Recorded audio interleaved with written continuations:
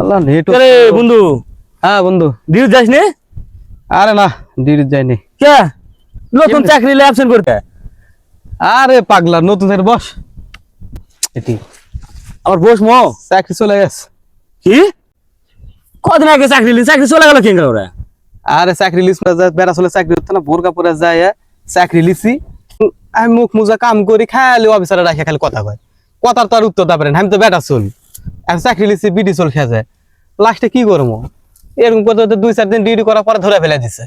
ফেলে পুরা পোলর ঘুরে বেরকে দিছে, হার ধরে ঘুরে।